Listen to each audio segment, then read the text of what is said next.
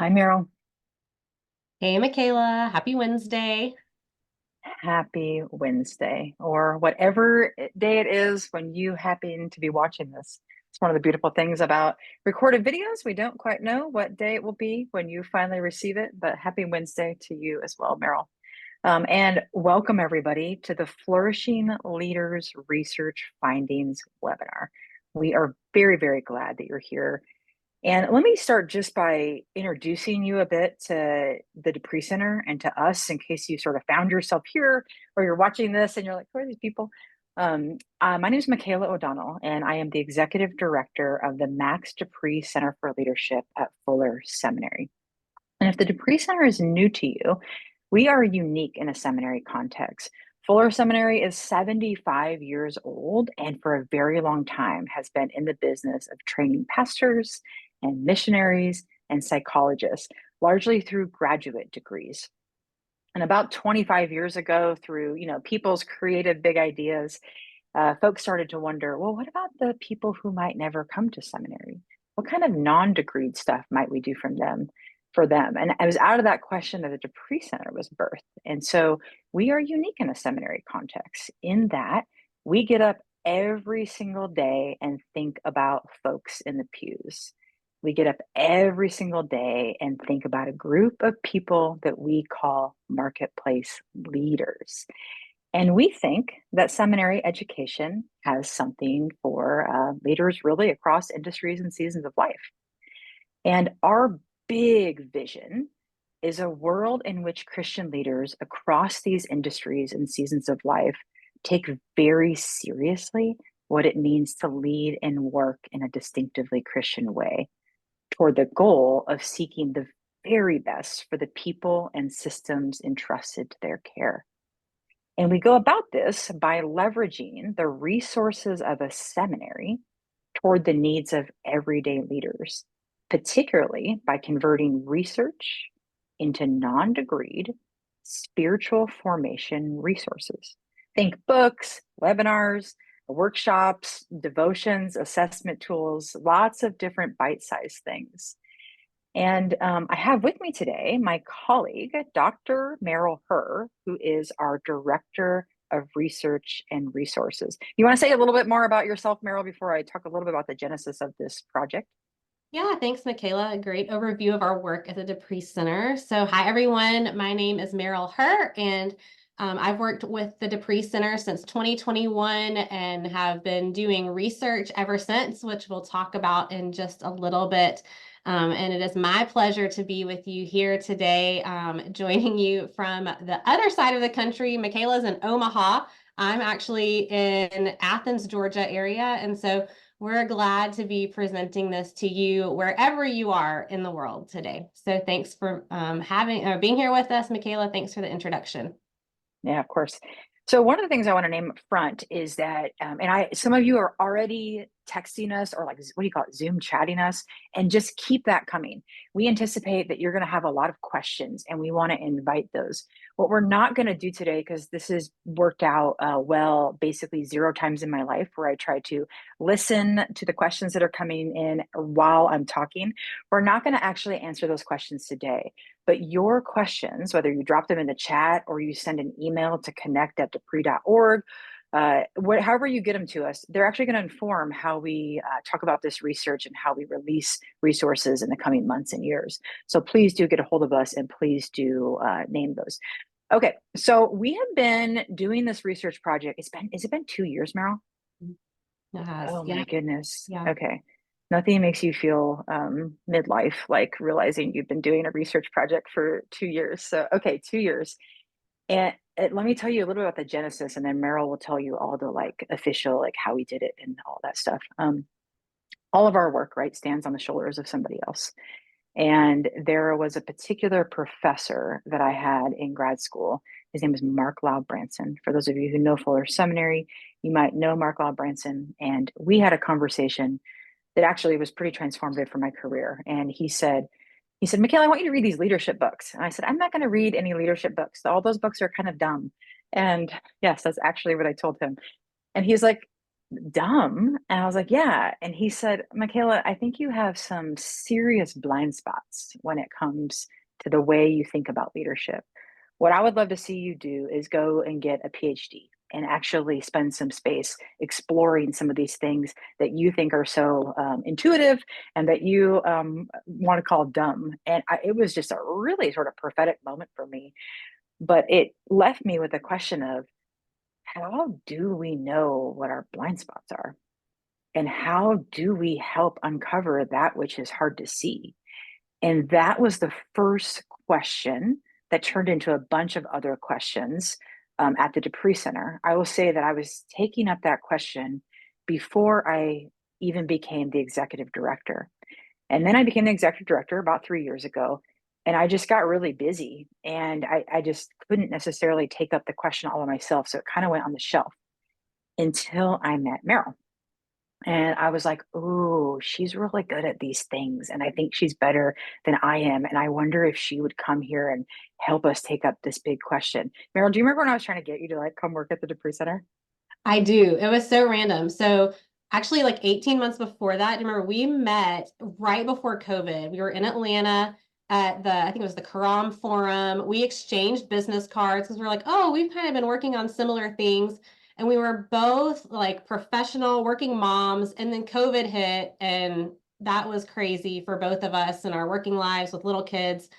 And then, fast forward a little bit, and I get an email somehow about Road Ahead. And I was like, huh, is this for me? Could this Road Ahead cohort from the Dupree Center be for me? And so I pulled out your business card and emailed you, and we got a call, and you were like, well, tell me what you do again. And I was like, I'm a researcher. And you were like, oh, I get to see the light bulb go off in your head. And so then you were like, actually, I have this research project. So we started talking about it. I think I did like a consulting call on it originally and just, Yeah. gave you some time. We just kind of brainstormed together.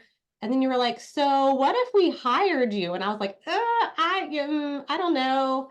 I don't know if I want to go through this like job application process, but not long after I found myself going through some interviews and the rest is history. Yeah, I'm really glad you did. I think we traded. I think we traded some consulting services for Road Ahead participation, which I think is just really cool. I'm throwing that out there to other people. It's like if you have a great idea, like I'm not saying that necessarily I'm going to try to make everybody come work at the Dupree Center, but it was a really cool trade. I also think nothing else says midlife like trading business cards. So thank you for putting us on blast there, Meryl. I don't know the last time I traded business cards. It probably was January 2019 when we exchanged them, but I'm glad you kept it. I'm glad you called, and I am glad to have you here now. Okay, really quick, just frame for us. So I said that one of our goals was to do these non-degree spiritual formation resources for leaders, and we wanted to convert research into resources. You coming to the Dupree Center a couple of years ago completely changed our capacity to do that. Just give us the like short view of the wider picture of research at Dupree Center.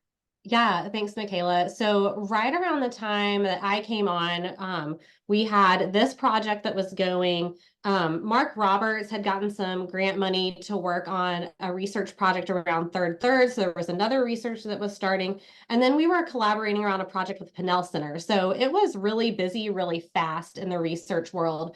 And so since then, our research staff has kind of, fluxed a little bit over the past couple of years. But since 2021, when I came on, which was, I think, August or September of that year, we have completed 7 research studies and we're working on 8 and 9 right now. So it has been a lot of research and it's really exciting stuff. Wow, that's a lot. I've been here, and that even feels like a large number for me, and certainly speaks to your fruitfulness and capacity. So thanks, Meryl.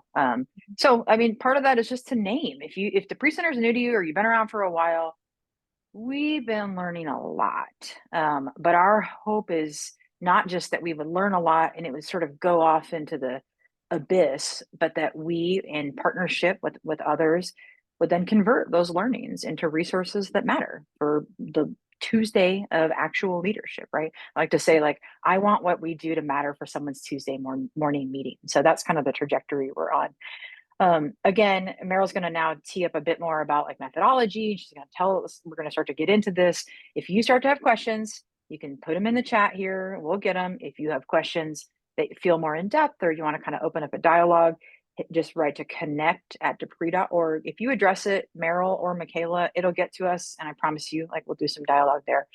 All right, lots of background. Meryl, talk us through the Flourishing Leaders Project methodology, sample description, all of that good stuff. Yeah, thanks. So, right after I came on, we started with Michaela's question about blind spots, and we just worked on that from a couple of different angles for a while. We brought in a team of advisors, and we said, here are some of our questions, help us shape our questions, frame it up, think about how we should go after these questions. And at the end of the day, we designed a two-phase study. So I'm going to talk about that study and the people that were involved in it. So we chose a research methodology that would allow us to gain an in-depth understanding of leaders who would live and work in a distinctively Christian way. And we wanted to hear people's perspectives and stories. So if you're from the research world, you know that we were going to do a qualitative study. We started with, in 2022, that January, we hosted a diverse group of 93 people across 18 focus groups to get their insights on what it meant to be a healthy, faithful, and fruitful marketplace leader. It was really great. We heard from folks from their 20s to their 80s. They were in a wide variety of Christian traditions, and they represented all kinds of industries. So we talked to solo consultants, higher ed administrators, healthcare providers, CEOs, logistics experts, and the list goes on and on. And so after that, we got all the data from these super interactive focus groups, and we looked at it really carefully and realized, okay, there are 11 themes emerging from this data. Remember, we called them the Big 11 for a while. We were like, here's the Big 11. The Big Um, 11. so we took that Big 11 and we were like, okay, there's got to be people out there who are living like this, because all of these people had some kind of vision of this person in their head when they were talking to us in their focus group. So we're like, there's got to be some people out there in the world who are living into these characteristics. And so we did what's called an exemplar study, and we went to some of our key advisors and friends of the Dupree Center and said, hey, here's this list, this Big 11 characteristics and behaviors. Can you nominate for us some people that we could talk to and interview them about their leadership experiences and formation? And we received 83 nominations. And so from that list, then we selected a diverse group of 35 people that you and I, Michaela, then interviewed. That was probably like the next fall into the next year. It took us a while to get those interviews completed. And those people ranged in age from 34 to 72. And again, a wide variety of roles and industries. We had 5 people that had recently retired. Some had worked at the executive level in their organizations, but we also had some entrepreneurs and some small business owners. So it was a really great group of people to talk to. And then we spent months and months of, just analyzing the data. You and I talked about it back and forth and figured out, okay, what themes are bubbling to the surface? How would we really characterize what we're seeing in the data? And then we got to what we have on a slide that we're going to share in a few moments. Okay, before you show the slide, do you remember when like we used to call each other crying because we had just talked to one of these people? And it was like they were telling us their stories, and there's like lots of stuff going on in the stories. But every time you walked away and you're like, there's hope. Like there is Mm-hmm. so Mm-hmm. much hope. Or we'd be like, listen to what this person said. And like we couldn't talk to anybody else about it because Mm-hmm. all the stuff's like confidential. So we would just there was like a whole season where we would like I felt like it was like every 3 days one of us would call the other person just like in tears about how much gratitude we had at being able to listen to these folks' stories. Oh yeah, it was insane. And we had like a crazy text thread going for a while about all these amazing stories that we were hearing. And yeah, I mean, I remember even sitting in some interviews like, oh my gosh, could this person mentor me? Or how do I be like them when I'm older? Or man, I wonder, I have no skills like for what they do, but I would love to work at their Yeah. company, And so Same. I'm like, should I yeah, go work for you? No, yeah. that's not a good I idea. mean, it'd be a terrible fit. I have zero skills for what you need, but I would love to work for you as a leader. Yeah. Yeah. Yeah. Okay. So here are the findings. Let me share my screen. We're going to leave this up for a moment after I read through them, just so those of you watching can take them in for a moment. But these are how we are talking about the findings. So there are actually some themes, but here we're talking about how we see them fitting together.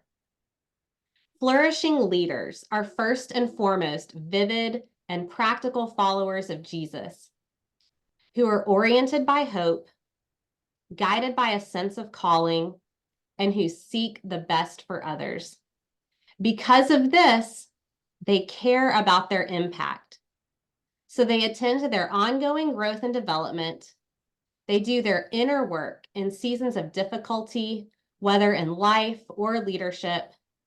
From this, they develop the skills and courage to lean into challenges, crises, and crucibles for the sake of the common good. And central to all of this, they demonstrate they can't do any of this alone. Meryl, how would you feel if like I read it one more time, sort of Lectio style? I know that we didn't talk Yeah. about this, but I'm like this. There's just so much in here, right? There's just Yeah. you and I have both read it 1,000 times. Mm-hmm. So if you're listening, I mean, maybe even invite you to close your eyes and think about what word sticks out, what phrase sticks out. Maybe it was one thing Meryl said the first time, or maybe something else will jump out this time. Flourishing leaders are first and foremost vivid and practical followers of Jesus who are oriented by hope, guided by a sense of calling, and who seek the best for others. Because of this, they care about their impact. So they attend to their ongoing growth and development. They do their inner work in seasons of difficulty, whether in life or leadership. From this, they develop the skills and courage to lean into challenges, crises, and crucibles for the sake of the common good. Central to all of this, they demonstrate they can't do any of this alone.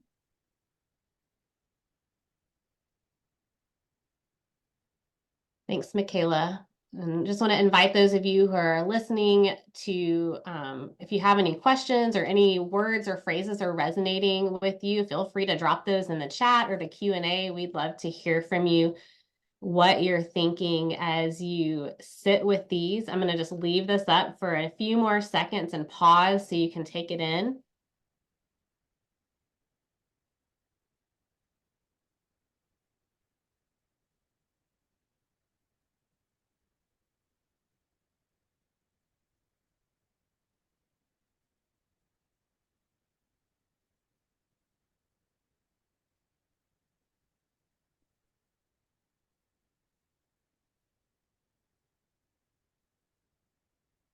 Meryl, before we move on, you and I have talked about the fact that if we were sitting in a webinar like this, our inclination would be to screenshot this, to take a photo, and go ahead, right?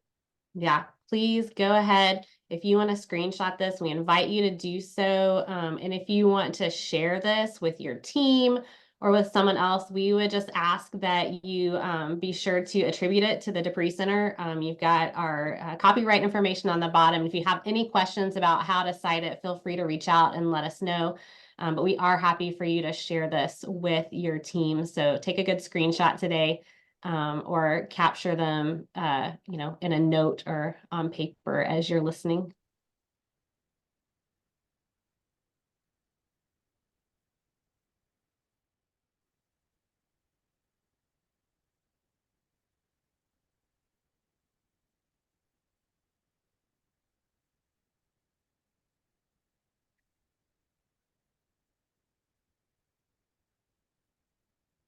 So Michaela, you've shared these findings in a few different contexts, and I'm curious, as you've talked about them, what have you been hearing in response? What's resonating with people? I'm going to keep the screen up here just so that we can refer to the findings for a few minutes while you're talking about it. But what do you hear from folks when you share these findings? I'm seeing some great comments in the chat here, but tell us what else you're hearing.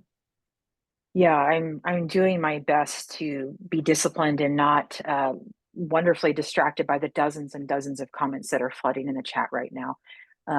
That are, I think, actually reflective of what I'm hearing. I've presented this. So part of my job has me on the road, talking with people about things. And over the last 4 or 5 months, I'm thinking particularly about two or three times where I've like thrown this slide up just to see how it would land, and gauge how it's going.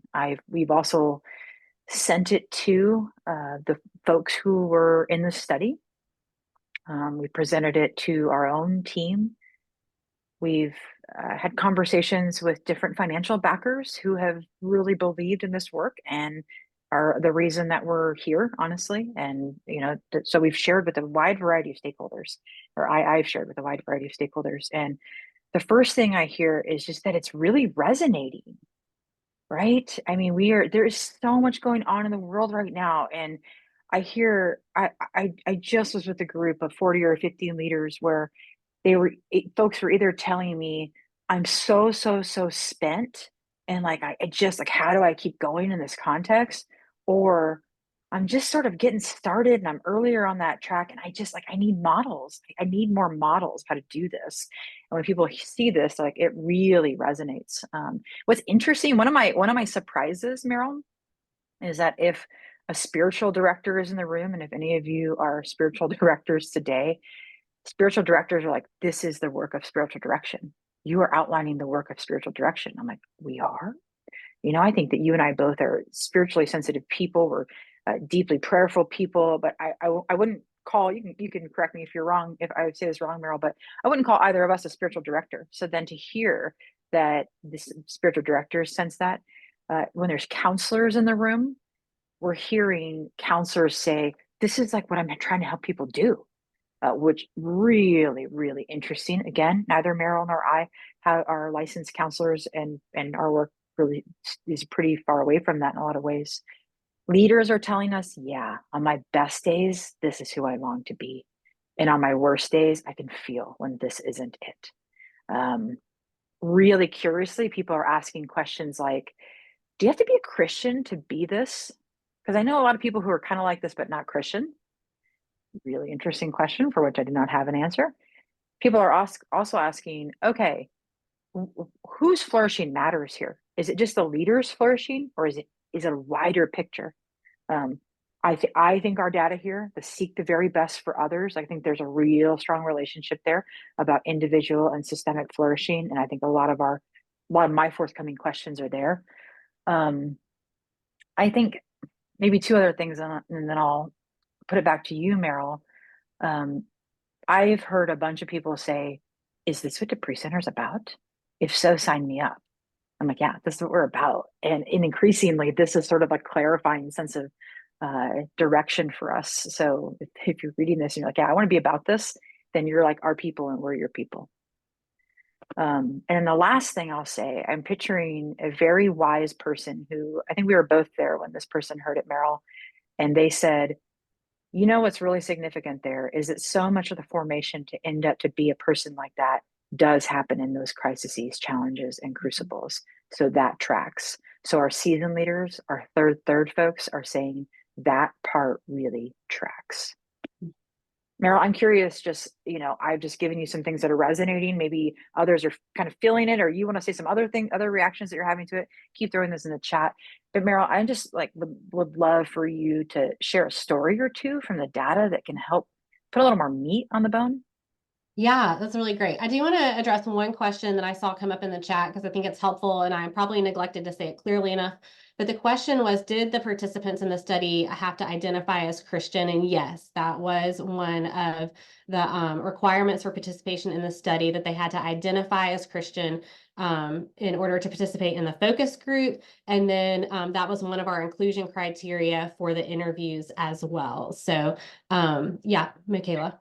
Follow-up clarifying question, Meryl. Did we give them like a litmus test of what it meant to be a Christian, or did we let them opt in or out on their own terminology? We on the first for the focus groups, we let them opt in or out on their own terminology. And if they said yes, we did ask for them to talk about what their religious tradition was, just so that we can understand the breadth of diversity in our group. And then with the exemplar study, when we did the interviews, one of the big 11 was we were starting to see that being a follower of Christ and that one's relationship with Christ and maybe spiritual formation or discipleship was a major player in that.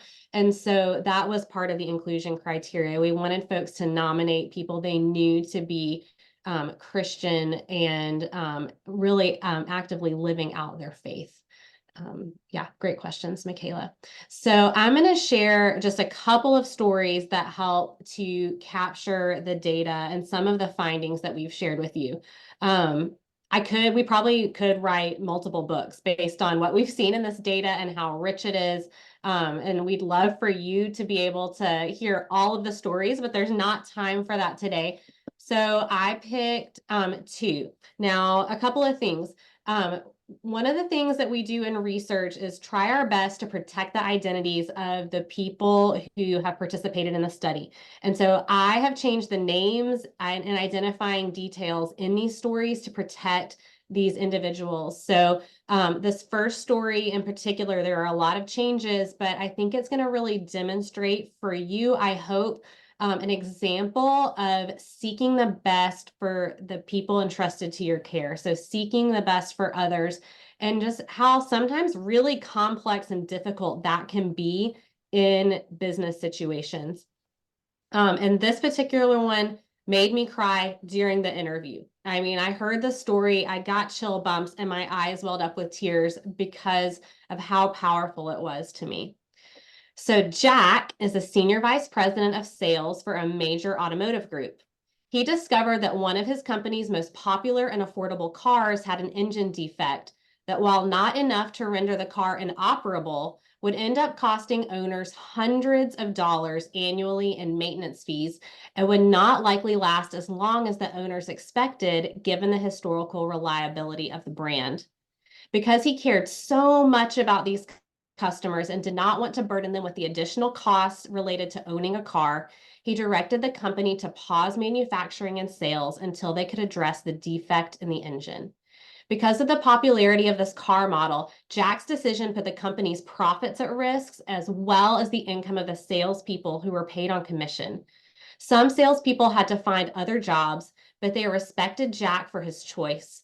And while the car maker's profits dipped for a bit, over time the profits went up and the company became a leader in the automotive industry. Okay, and my next story. Oh yeah, Can go I say ahead. something? Yeah, So go one, for it. I think the only other thing I would add there is that Jack also got to hire back a lot of the like all the people who were interested in coming back. They all had not only a place to come back to, but there was like this like trajectory and sense of like flourishing for their own career. So Yeah. the people who had the employees weren't like forgotten either. Yeah, that's really good. Yeah, really good. Okay, and this other one, I think this other one captures kind of the crisis moment or crucible moment, as well as staying true to your sense of calling. And this was one of those ones where I heard the story and was like, oh gosh, I wish this person could be my mentor, because there was something so palpable and real that I don't know, it just leapt off the Zoom screen when we were doing the interview. So Janice is currently the CEO of a nonprofit organization. Before she came to that role, she worked in academia at a prestigious university. When her boss was set to retire, everyone assumed she would take his role. In fact, the school's president asked her to take the job, but Janice didn't respond immediately. Instead, she went on a silent retreat to discern if this was the way forward. And while she was on the retreat, she sensed she should not take the job. When she informed the president that she would not be taking the promotion and would stay in her role, the president got angry. Janice described this as a crucible moment because she turned down a higher status job in order to remain true to her sense of calling. People ridiculed her for her choice, but the decision turned out to be better for her in the long run. So, Michaela, one thing I've noticed after being immersed in this data for months and months and just being in these stories is that I've come to the place where I can spot these types of leaders in the wild. And we've talked about that. I mean, for a while, we used a different terminology for this project. We call it the Healthy Marketplace Leader Study, and we called them HMLs for short. And we're like, oh, that person's an HML. That person's an HML. And so we had this little, we would text them, oh, clearly, clearly. So, I've noticed that I've been working on another project, another research project right now. And I just completed the interviews working on it with my colleague, Susie. And I've been sitting in interviews and I'll just sometimes hear people talk. I'm not asking them questions, anything related to this study, but they'll say something about how they care about their team or the type of leader they are, or the type of work environment they want to create. And I'll just start smiling and like, oh yeah, they get it. They're this type of leader that we have studied in this previous research. So Michaela, I'm really curious, like what are you seeing? Do you see these folks in the wild often when you're out and about? What does it look like? Any stories that come to mind? Yeah, I, it is really interesting how this has, over the last 2 years, developed into a bit of an informal litmus test for me. And I'm like, okay, I want to learn from that person. I want to spend time with that person. I trust that person. I will say, and this goes back to something I said a little bit earlier, that it's not that we're human. There's this sense of, I don't think it's that everybody shows up every day as a perfect version of this, and that's what we're aspiring to. And that sometimes being able to spot folks in the wild, they're just like in the middle of it, Meryl. You're like, oh gosh, like you're in like small C crucible right here, or Mhm. oof. But it's given me this framework to also understand the opportunities that come before most of us and what happens in them and how that shapes whether or not we go on this journey long term. And one thing that I say a lot, like when I start talking about this, I'll get back to the specific question here is, you put up on the screen that everyone was oriented by a sense of call. But the striking thing for me was that by and large, it did not manifest as a call to lead. Mhm. It manifested as a call to follow. Mhm. And when I look at this list, I'm like, are we talking about healthy marketplace leaders? Are we talking about, more of an intersectional kind of leader, a nonprofit, a for profit leader? Or are we talking about disciples of Jesus Christ? I mean, we're located at a seminary. That's a very, very on the nose orienting thing for us. I've become increasingly convinced that we're talking about discipleship.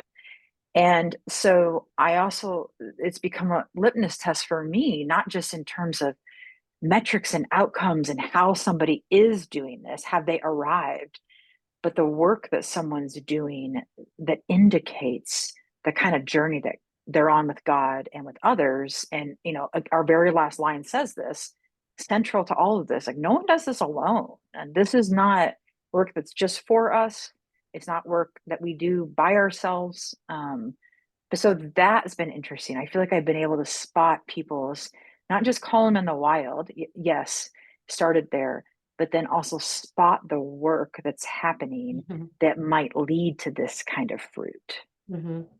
Yeah, that's so resonant with my experience as well. Yeah, it's not just the characteristics, but they're attentive to the work it takes to be this type of leader. And um but they're not doing it because they have something to prove or that they want to make a name for themselves. It's because this is what it means to be a faithful follower of Jesus to them. Yeah, so true.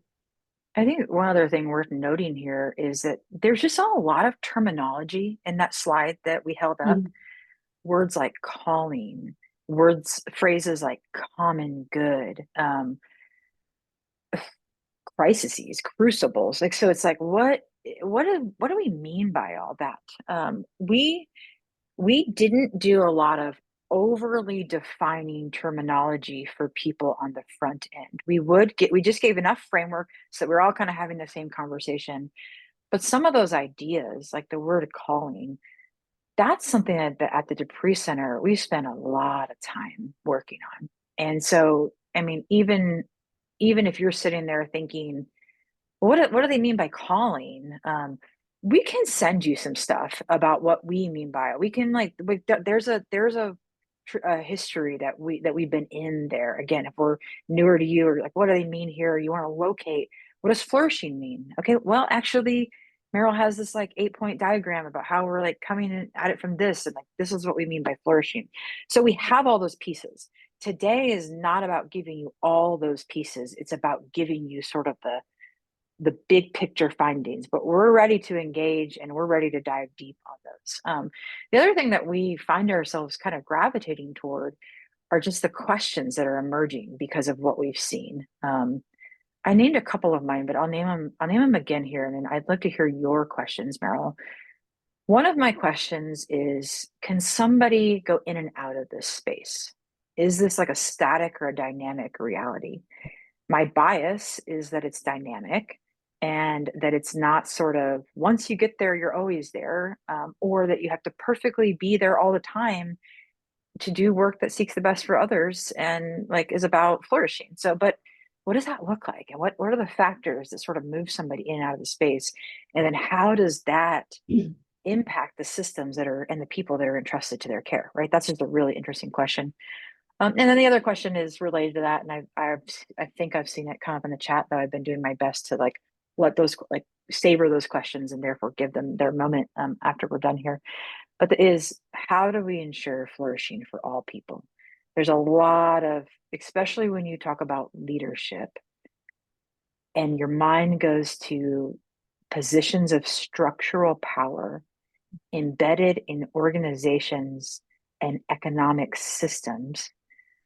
There's just a whole history of complexities that come up, and I think it's a little more complicated than just saying if a person who holds structural power is doing well, they are everybody else who's sort of in their wake is doing well too. I think we need to be more intentional about that. But I mean, I think in my last question, Meryl, is, and this is where I get very like optimistic about the work at the Dupree Center, is I'm like, okay, if we like look out 25 years from now and we think about the work of the Dupree Center in relation to other organizations who kind of have their shoulder against the same problem in our location at Fuller Seminary, I literally think like, 10 by 10, 10 people by 10 people, could we start to change the fabric of like what leadership looks like, and therefore relationships, how they manifest, and therefore how people get to sit around the dinner table with their families and the work they do in their communities. And so I see this as like just a, like, I'm like, my question is, what might that look like? And how might we be helpful in that? So I know I like love to jump to the 100,000-foot questions, Meryl. I'm curious the questions that are coming up for you. Yeah, thanks. So, one question I've already started exploring a little bit, how does a leadership model like this, talking about flourishing leaders, how does that compare to other leadership models that already exist? So, folks in our audience might be familiar with servant leadership or authentic leadership, transformational leadership. Even Jim Collins, from Good to Great, he talked about the level 5 leader. How does this framework compare to what they've talked about, and other research-based leadership frameworks, how they talk about leadership? Another question that I have, Michaela, it's been coming up for me as I've been working on another project where I have been hearing and holding a lot of stories about toxic leaders.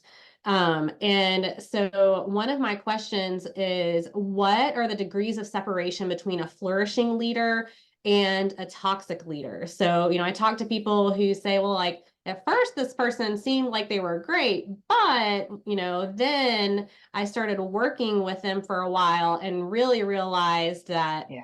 there was a problem. So, for example, could you be strong in some of these areas, but weak in another? And that weakness or vulnerability, that's what could be really, causing you to be toxic to people or to systems.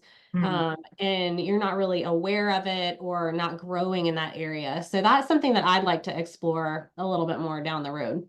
mm. In case you're wondering what the other project that Meryl's referencing is, it's a book that she wrote. Mm. It's called When Work Hurts, and it comes out in March of 2025. And it's going to be really good, even if talking about things that hurt is really hard. So you've had just an upfront.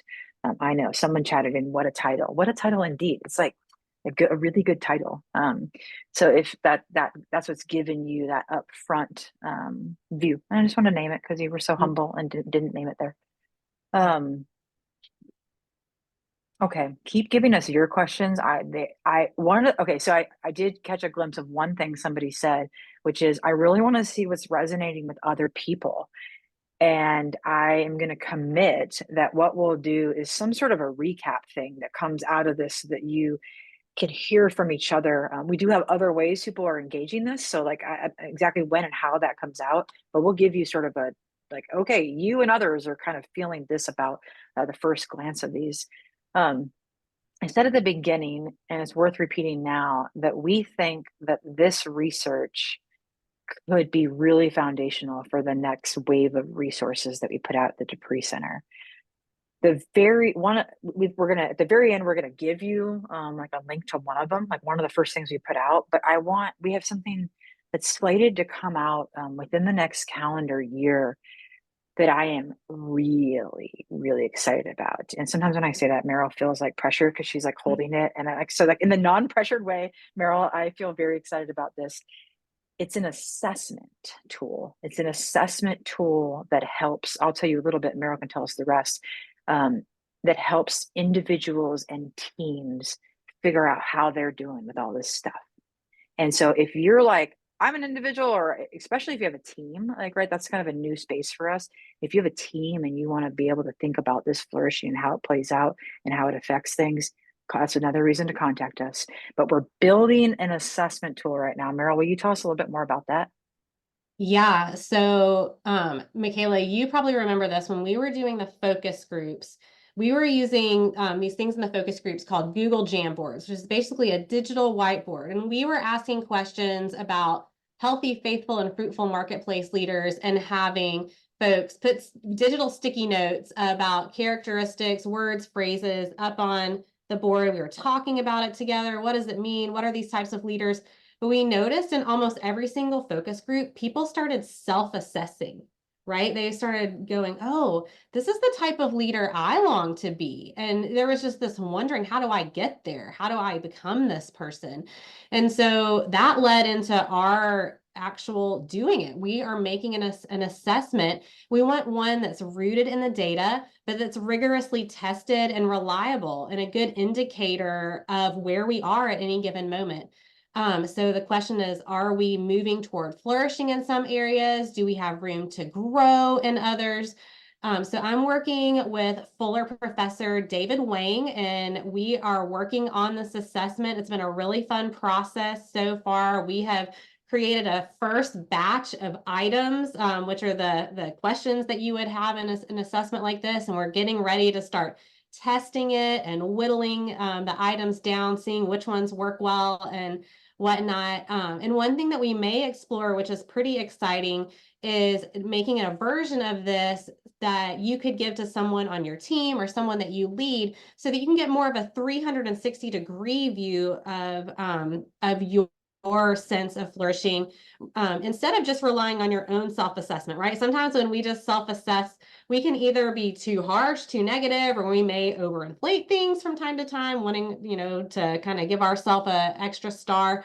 But so we're hoping that this robust assessment tool will be something that we can use. And maybe you take it once a year, just as a little self-check to see how you're doing. Maybe you pass it around your team or around evaluation time so they give you feedback on what they see, so that you have a mirror to know how you need to grow. Because remember, this isn't just about individual flourishing, as Michaela said, it's about the flourishing of the people that are entrusted to our care. So like as a manager, I would want to give this to the 4 people on my team, and so that they can give me feedback, because I may have blind spots.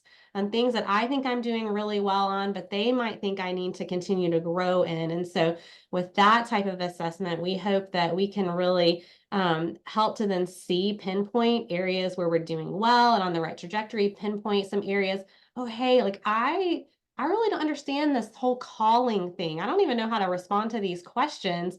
Maybe the Dupree Center has um, some resources on calling or some cohorts or some experiences that can help me try to figure that out and gain some understanding and growth in that area. So, Michaela, we're super excited about this process. Yeah, and thanks for leading that work, Meryl. Thanks to David Wang for digging in with us. Meryl and I have used a phrase like I think about 7 times today: entrusted the people entrusted to your care. That comes from our colleague, friend, and my mentor, Scott Cormode. So if you're like, oh, that's a nice phrase, like just want to like source him appropriately. It's so baked into how we talk now that sometimes I forget to source him, but that's there. Let me leave you with 2 things. One, we do have just like a reflection workbook. If you've been around Dupree Center, we have these different downloadables. Sometimes they're devotional exercises, sometimes they're kind of workbook style. We've built a reflection workbook around the challenges, crises, and crucibles. We think that piece is so central that we just want to like start by just giving you some reflection tools. So give us like go through it. I mean, it is like you got to kind of sit with it, but give us your feedback. Tell us what you want more of. Tell us what's helpful. Tell us, what you don't want. We just be in dialogue about that. It's a really good resource. But the second thing is, I actually have a copy of the findings that Meryl shared up on my desktop, and the thing that I do is almost every day when I sit down to work, I read one line and ask that God help me to be more of that today. So it's like really, it's like nice prayer when I'm like, God, help me to seek the best for others. And I get like a little scared when I'm like, God, help me to have the courage to lean into challenges and crucibles today. I'm like, what's coming?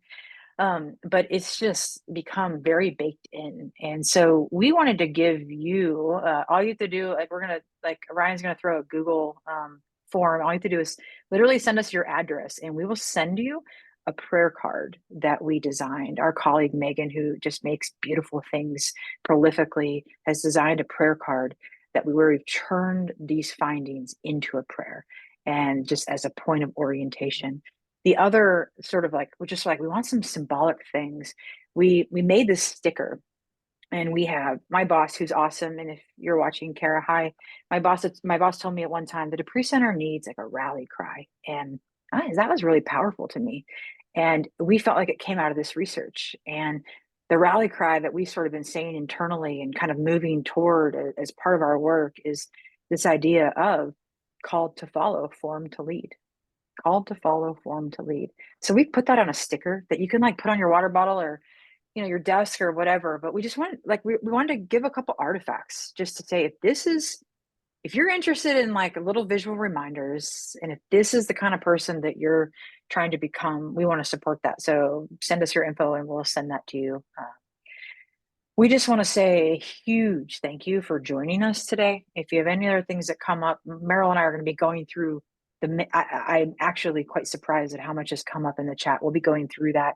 We're very grateful for your engagement there. If you want to get a hold of us and talk about anything more specifically or in depth, please do hit us up at connect, CONNECT, at Dupree.org, DEPREE.org. Oh, and Brian has it in there. Thank you. Thanks to you all. We really, really appreciate you being here. Meryl, thanks for just doing such great work and being here so that we could have awesome projects like this. Yeah, thanks, Michaela. Thanks, everybody. It's so great to have so many cheerleaders behind us doing this work. So thanks for your great engagement around these findings. And there's so much more to come. And as Michaela said, this is really the tip of the iceberg. We showed you just the tip with the findings. There's so much more that we look forward to unpacking for you and sharing with you in the months to come. So thank you for your time and for being with us. And yeah, for cheering us to be flourishing leaders. We need you. You're part of our team. We can't do it without you. So thanks so much. And thanks, Michaela, for hosting our time together. Yeah. Bye, everybody.